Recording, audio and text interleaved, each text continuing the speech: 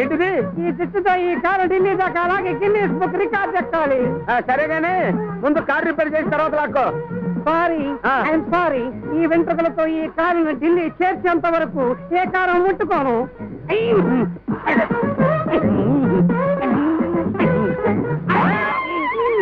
Success, grand success. ఏంటి grand success? నీ బొందా కదిలింది కారు కాదు, ఊడింది నీ బొచ్చు. ఏం ఊడినా సరే బుక్ ఎక్కాల్సిందే. బాదం పాలు. ఏంటి మీ నాన్న బాదం పాలు దగ్గర గిన్నిస్ బుక్ ఎక్కుతాననుకున్నావా? వాడు జుట్టు పిక్కునే ప్రయత్నంలో ఉన్నాడు. నాకే నేను లాగిస్తాను కదా, నేను లాగిస్తాను కదా. వెనక్కి తిరుగు.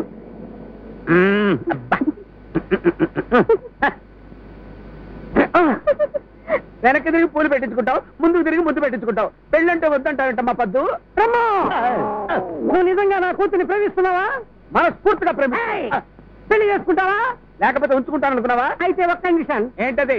ఒక హార్లిక్స్ బాటిల్ కొంటే ఒక గ్లాస్ ఫ్రీగా ఇచ్చినట్టు, శారీ కొంటే జాకెట్ ముక్క ఫ్రీగా ఇచ్చినట్టు, ప్యాంటు కొంటే బెల్ట్ ఫ్రీగా ఇచ్చినట్టు. నా చిన్న కూతుర్ని చేసుకుంటే నా పెద్ద కూతుర్ని ఫ్రీగా ఇస్తాను.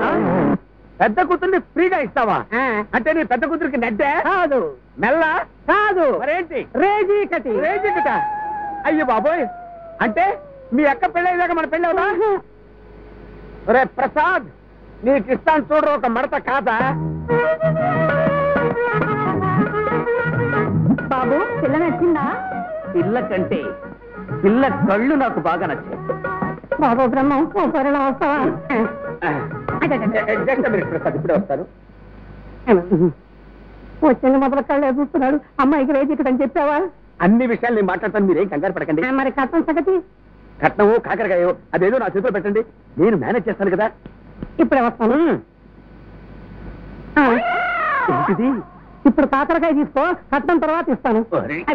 మాట వరస కంటే ఓ పని చెయ్యి, దీన్ని మడత పెట్టి జేబులో పెట్టు. ఏంటా ఎంత గుసగుసలు? ఏం లేదురా, నువ్వు కట్నం అడుగుతావు అని భయపడ్డాడు.